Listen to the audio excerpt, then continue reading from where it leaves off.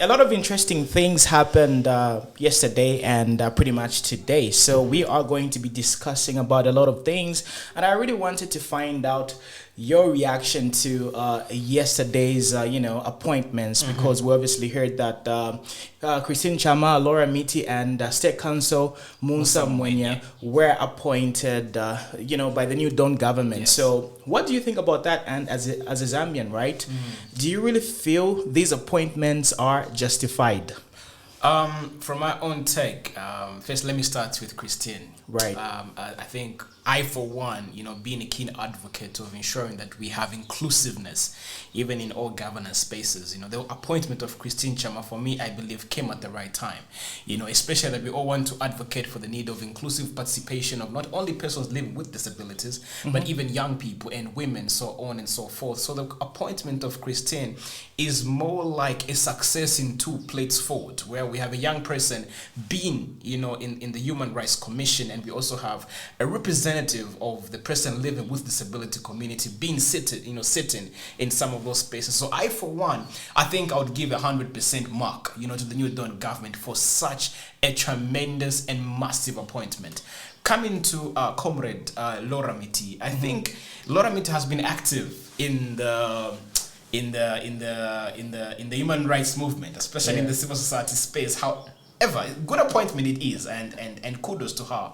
But, Laura Miti is an amazing voice in the civil society space. And I, for one, it would have been great to consistently have Laura Miti in the civil society space, continue to advocate and champion the cause of human rights and so on and so forth. So it becomes, a big topic of discussion, especially for some of us who are already into some of these spaces, to say, hey, we have a voice who now will be on the other side. But I believe Laura Miti is a strong woman, and I believe her voice will not be compromised, come what may, irregardless of the appointment. So it's an amazing and perfectly strategized kind of appointment. I say that because human rights advocacy is something that she's been championing for a very long time, and as you go into some of these spaces, it's also important that maybe you put away, some of that political attachment or vendetta you might have with certain powers that be, and you go into this space as a clean slate and you champion the cause of human rights as it be.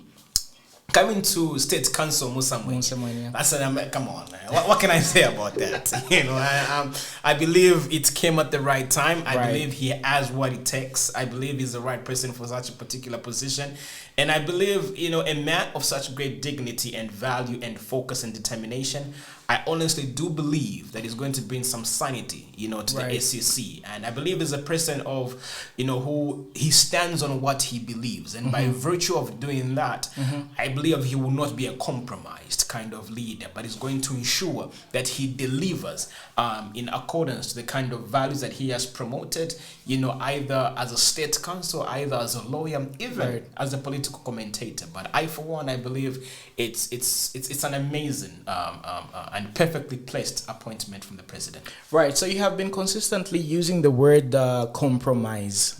So I just want you to dive deep into this particular conversation, because we witnessed the discrepancies between the new Dawn government and the previous regime. So in terms of professionalism, do you really believe that people are able to keep their character? Just like, for example, the example that you gave with regards to Laura Miti, right? You said she's obviously going, it's needed for her to stick to the lane that she has been in for a very long period of time. But now that she's gotten this appointment, right, maybe we might see a little bit of, dissolving with regards to her character, right? So in terms of professionalism and just basically sticking to what you are really known for, do you really believe the new Dawn government has got tolerance levels whereby people still, do their jobs professionally without feeling like if they go against the grain, they're going to, either lose their jobs or their reputation is going to be on the line? Do you really believe that we've got this environment and we are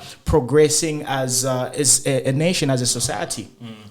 I'll give my response in two folds, eh? Right. On one fold, we have on social media what we are calling the praise singers, isn't it? Whenever you say something that is controversial or something that is outside what the New Dawn government is doing, they'll pounce on you like a ton of bricks. Right. However, when it comes to the system in itself, I kind of feel like there's some certain level of tolerance that the New Dawn government has had, which we never saw, maybe, lack of a better term, with some of our comrades in the previous regime. Right. Because we have certain, different voices that are speaking out and speaking against the New Dawn government. Right. And we have not seen anyone being shot. We have not seen anyone being, castigated, so on and so forth. Sean Tembo is one of the people. Everybody knows that when something happens, we'll see something on social media, Sean Tembo typing. Right. So I, for one, I feel on the aspect of compromise, and it's very difficult to say anything bad to the hand that feedeth thee. Right. And with that stated, it becomes quite challenging, whether we like it or not, my brother. When you have been appointed, it's very difficult to actually call a spade, as it were. It's very difficult. So I think 7 months is too long. It's too short for us to state whether we're going to, see a certain level of compromise and tolerance, which are important tenets of democracy. Right. But above and beyond, I think the New Dawn government has proved to promote the merits of democracy. They have proved to promote the merits of, transparency and so on and so forth, and also dissent. The need to respect divergent views. Right. But then, are we going to be able to see this from certain appointed leaders? In one way or the other. I think 7 months. Let's wait and see how time evolves, And one of the things that I'd love to state, to many people that are watching us right now is that in a democratic dispensation, it's inevitable to have divergent views. Right. And divergent views should not only be outside of the political camp in which you belong, but even within the political camp. Because I think it's important that the president also surrounds himself with views and ideas and ideologies that in one way or the other, they may also intend to actually challenge some of his policies. It's good for the presidency.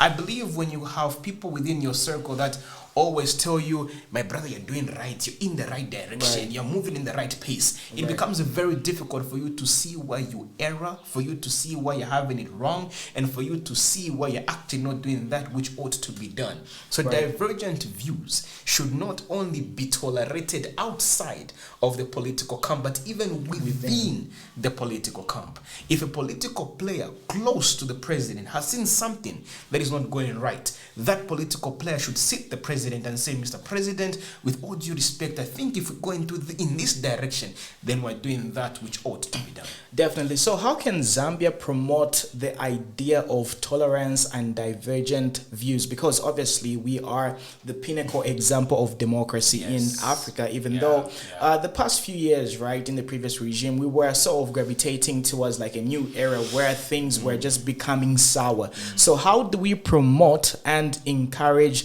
divergent views? Of course, there have to be, sanity with regards to how we political, basically how we air out our grievances, because there has to be tangible, valid reasons behind your divergent views. So how do we promote such ideologies?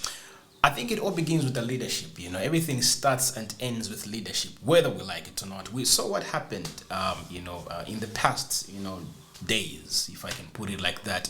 If at the helm you don't tolerate divergent views, it trickles down to the grassroots. That's just how it is.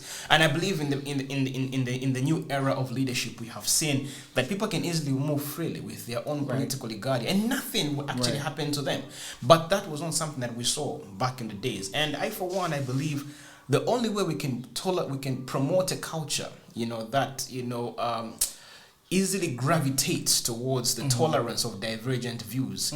Not only is it leadership, but even what kind of narrative are we consistently communicating, even within media spaces? You guys, as you interact with your media audience, what kind of views and narrative are you sharing with your audience? When a political party leader gets on radio and he begins to speak, what kind of narrative is such a leader promoting?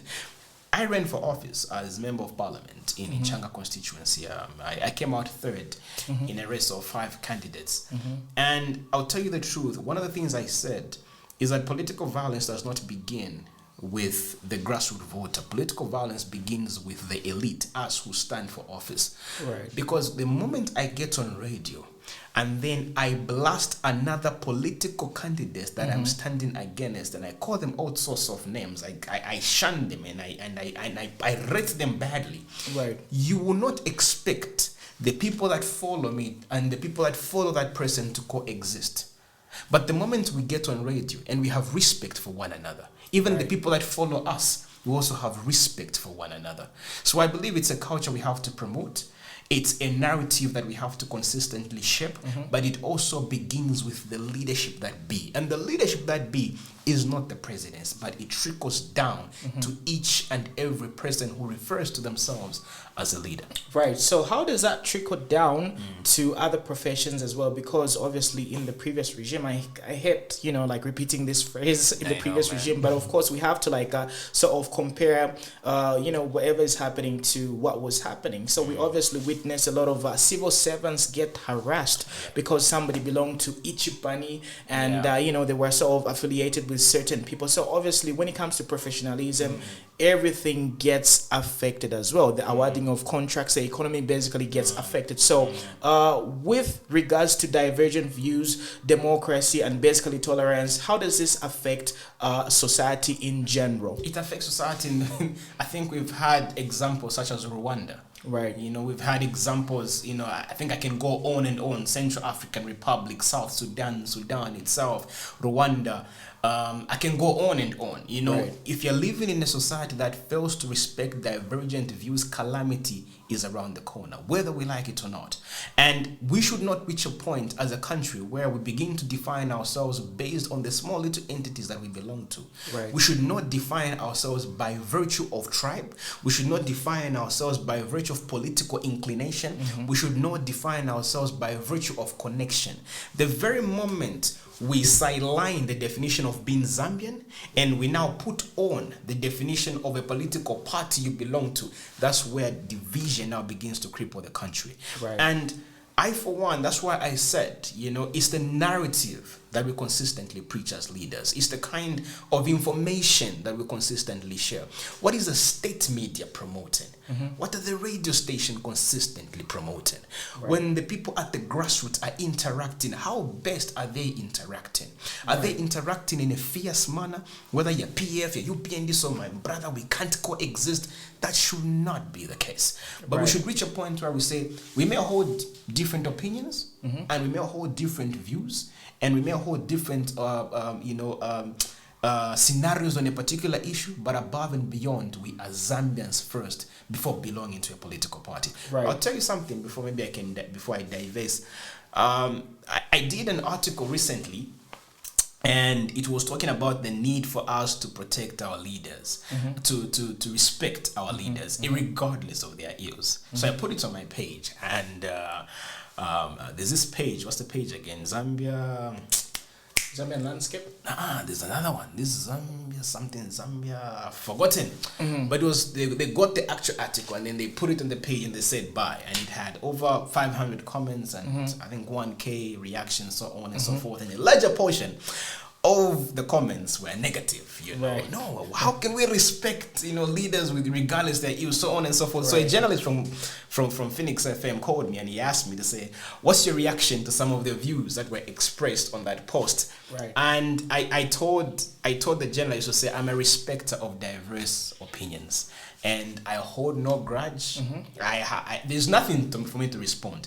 We can't be in a society where we all think alike, where we all reason the same way. It's inevitable that by virtue, because all of us look differently on our faces, Correct. That's also how we're going to hold opinions. Exactly. So State Council Musa Mwenya once famously stated that lifestyle audits are supposed to be conducted with regards to civil servants, or rather people who hold public offices, So what do you think about lifestyle audits and how this can impact, Zambia? I concur, and I think when he made that statement, I think I was one of the first people that said, I think it's inevitable. Look, by virtue of you occupying a political position, you don't only influence policy and government direction, but you also influence lives and opinions and how people look at life. Right. We become an inspiration by virtue of being established in a particular position. That's just how it is. And one thing that we have to understand is that countries are not defined by the policies they pass, but by the leaders who pass those policies. Have you noticed how Americans are so keen on protecting the sovereignty of their leaders? Because they are defined by that. Right. They will never tell you this leader was 100% advocate of slave trade. They'll never tell you that. They will never tell you that. They'll try by all means to shield their leaders and to protect their brand and to protect their sovereignty, so on and so forth. Us, on the other hand, is a whole different story. So, so I feel like I think it's important. It's a necessity. Mm-hmm. I had a discussion with a colleague of mine. His name is Travis Gardner. He's American, and he was telling me to say before a political candidate, whether they run for the smallest office or the highest office, lifestyle audit is key.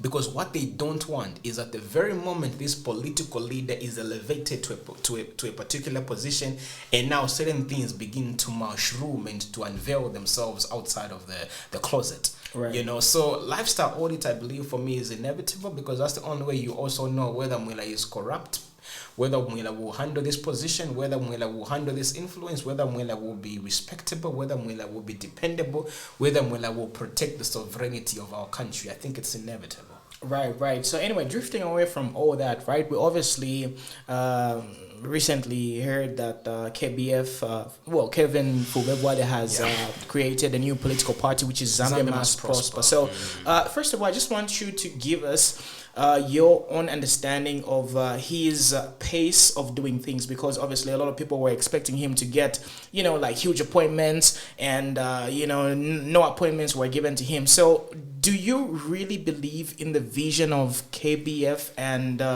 what's your reaction to him creating a political party, and what type of influence do you think he's going to add to the Zambian political arena? First and foremost, it's his democratic right.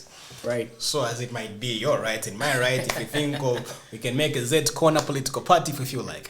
It's his democratic right, number one, and we all have to respect his democratic right.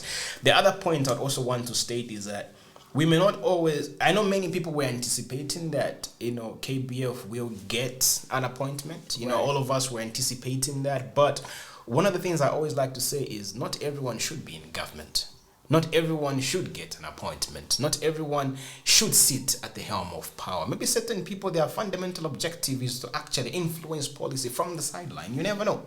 You know, so assuming that each and every UPND alliance leader was appointed, who then will be on the sideline to consistently hold Bwalya accountable?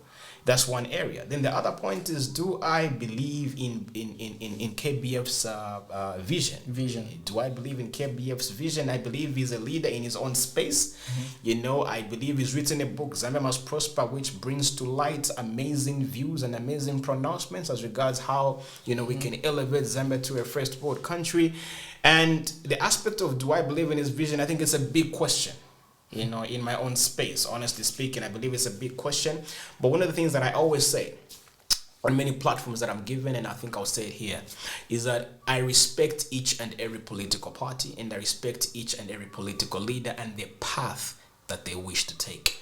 Because one of the things that I believe is that it's the diversity that brings about beauty in our country. So if KBF feels he has something to bring to the table, let us give him the space to actualize his potential.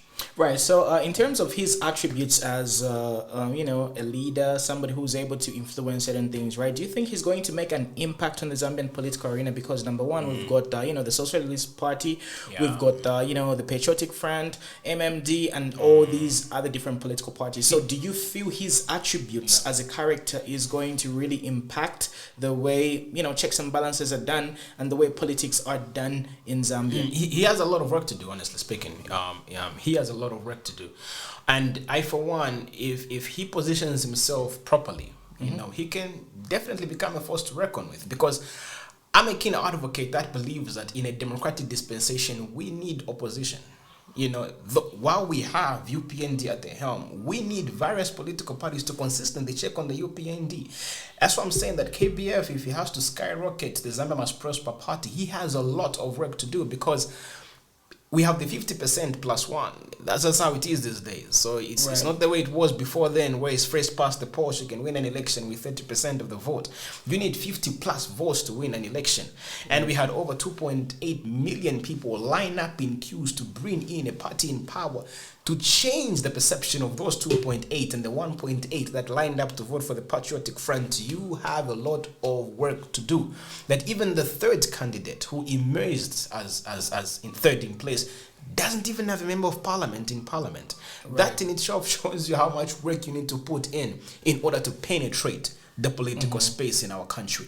So the other aspect I think I would like to bring to the table is that I think it's an advice for political parties, and it's what I believe. They can take it, they cannot take it. What I also believe is that I believe we become too sentimental in how we champion the political agenda. Right. If truthfully political parties would want to have a more consolidated voice towards the government in power, unity is key. Right. Unity is key. Think about it. If Harry and Comrade Freight said we're going to team up and say how best do we offer checks and balances to the government that be, I believe we can move in the right direction.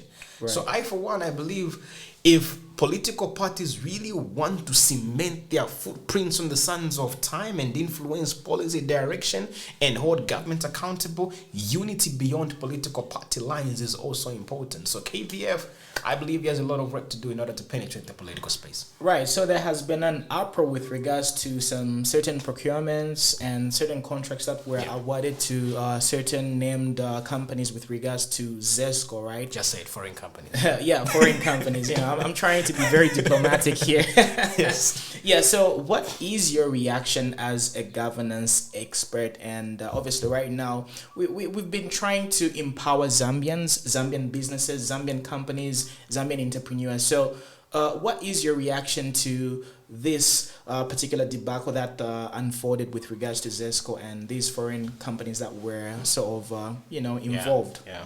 There's an amazing gentleman. His name is Chika Onyeni. So he wrote an amazing book titled The Capitalist Nigger. I'm sure most of us have read it. And in his book, there's an amazing doctrine that he promotes, which is called the spiderweb doctrine. And he relates that doctrine to how the Pakistanis and Indians operate. Right. As we all know how a spiderweb is, if a particular fly or an ant flies, or gets into a spiderweb, you'll be trapped. You're not going anywhere. So something applies with how Indians operate. When a particular dollar gets into that community, that dollar is not going out. And they safeguard that by buying amongst each other as Indians, by ensuring that if I don't have, I'm going to send this person to another Indian or Pakistani to go and buy to that person. So money consistently rotates amongst themselves. And I, for one, I believe if we want to skyrocket our economy to where we want it to be, we need to reach that point. So when I look at the memo that came out today, where all the companies, they are either from Zimbabwe, from South Africa, Pan-African I am, but we also have to understand the importance of national building. South Africa will think of its own interest, and Zimbabwe will also think of its own interest. As Zambia, when we reach a point to think of our own interest. So people might say that many companies in Zambia don't have the capacity to supply the pools that ZESCO is looking for, but at what point will Zambian companies then have the capacity if you don't trust them now? And coming back to the spiderweb doctrine, I believe that's the point we need to reach as Zambians, where if there is something in economics, there's something we call comparative advantage and absolute advantage. So if there is a particular resource that can actually be supplied by Zambians, why should we go beyond the borders? But why then can't we implement policies and certain systems in place that intend to make Zambians benefit from even the national grid of our revenue flow? So I, for one, I believe going forward, because this has been done, there's nothing we can do about it. I believe going forward, there is need for us to start putting policies in place where we ensure that there is consistent flow of information, of resources within our country, where Zambians can also benefit from certain tenders that are being rolled out by ZESCO. I believe we have Zambian businessmen and women that can supply poles to ZESCO. But I believe the only thing that is needed is transparency, even in how these bids are being rolled out. So I, for one, am disappointed, and maybe we can do better going forward. Right. So how do we get to advocate for policies that empower Zambians, and what are the right steps? Because, you know, of course, we always keep on talking about we've got mineral resources, we've got all this and all that, you know, all these different resources, and we never get to benefit. Number one is because our policies are not really working to our advantage. So what is the beginning of getting to have discussions and talks about policies that really get to empower and put Zambians first? How do we do it? Where do we get to start marching? What's the process? I think it's really not even about where do we get to start marching. I think the leaders that we have put into some of these positions, they understand the gaps that be. You know, last year I wrote a book entitled Decolonization, and the whole book was about how does Africa begin to rethink its development in post-COVID-19? What COVID-19 did was to show us the gaps that exist in our economy. What COVID-19 did was to show us the manner in which we are not allocating resources accordingly. So because COVID-19 had exposed our gaps, because COVID-19 had exposed our shortcomings, as leaders, political leaders as it were, it's now up to us to ensure that we begin to mend some of these gaps. And countries that proved to have resources within the country, they were able to stand fast. They were able to be steadfast in the midst of uncertainty. So I believe COVID-19 has shown us that we cannot consistently depend on the global economy. We have to reach a point where we begin to depend on ourselves as a country at national level. So the question is, how do we then champion policy direction in this particular path? The leaders that be understand that this ought to be done. I had a conversation with a colleague, and I was telling this person, I said, the New Dawn government has established to say their fundamental policy direction is to fix Zambia's economy. Amazing.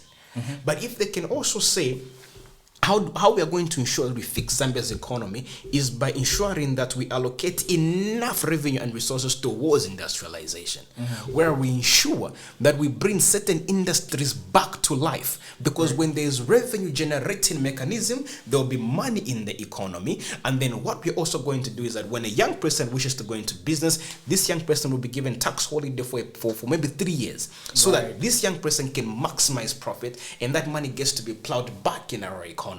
When it comes to infrastructure development, this is what we are going to do. When it comes to this is what we are going to do. I believe if we can move in that direction, money will be flowing within the boundaries of our country, and we'll see the progress that we need to see. Rwanda has done it. I believe we can.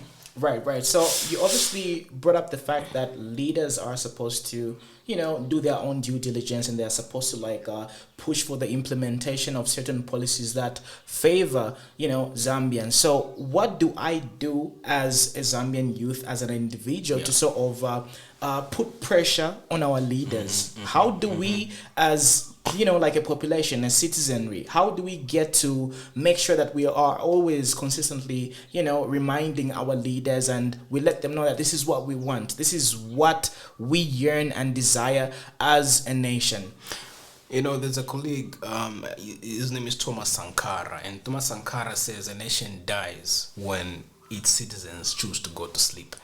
And I think for me, the only thing that I would say to the whole entire Zambian population is that by virtue of us having lined up on August 12th and having voted in a new party does not necessarily mean that now we go to sleep. We have to consistently hold our leaders accountable. It's not that we hate our leaders. It's that we love our leaders so much that we don't want them to fail. So I, for one, as normal citizens, it's our responsibility to consistently hold our leaders accountable. But the only way you can hold leaders accountable is when you know what it is you're holding accountable to. So I'm also advising many young people especially have knowledge on what's happening in our country right now. We can have so much knowledge on entertainment, but we don't have any knowledge on what's happening in our country as regards development. So I think I, for one, I'd also advise the many young people out there and the many Zambian citizens to have knowledge on what's currently happening as regards the health sector, what's currently happening as regards local government, what's currently happening as regards climate change, what's currently happening as regards democratization and strengthening of governance institutions. It's important that we are a knowledgeable community, because if we are not a knowledgeable community, the outside world will come and they will do certain things that will intend to surprise us. You know, before I move on this point, it's so sad that every time we are passing a particular policy affirmative, we depend on Western data. The World Bank said this, the IMF said that. But at what point are we going to ensure that we allocate enough resources to strengthen our research and development? And as citizens, we have to consistently pressure government that this is the path we want to take and this is the direction we want to take, because we voted for you. We have to see things change. Profound points, Mr. Bwanga. So I know you are a very busy man. So just let the people know what you do and how people can get a hold of you before we let you go. Thank you so much. I'm a governance expert. I'm currently director for an international organization called Be Relevant Africa. So the whole objective of my organization is that we believe that, the problems of Africa are inevitable, but the African young people are the inevitable solution to some of those inevitable problems. So as an organization, we consistently create platforms through which young people can contribute to Africa's development.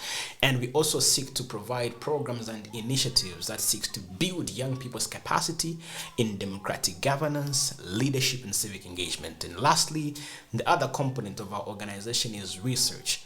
We want to ensure that everything that we are doing is anchored on data.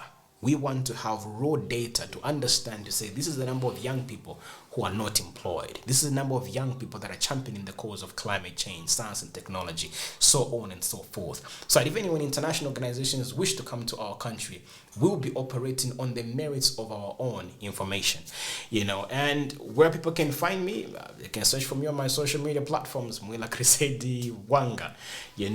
Lastly, I've had the opportunity, away from all these things that I do, I remember having a conversation with Anthony Blinken, Secretary of State Anthony Blinken. I was the African young person that was speaking during the 2020 Summit for Democracy, invited by President Joe Biden. And one of the things that I said is that we have to reach a point where we begin to see young people for who they are and for what they can become, and not from what we can benefit from them.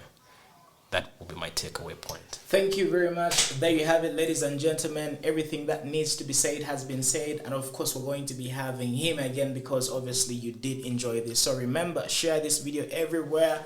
And, let the community grow. ZCorner TV is your community TV station. So from me and Mr. Bwanga, talk to you guys a little bit later. Bye.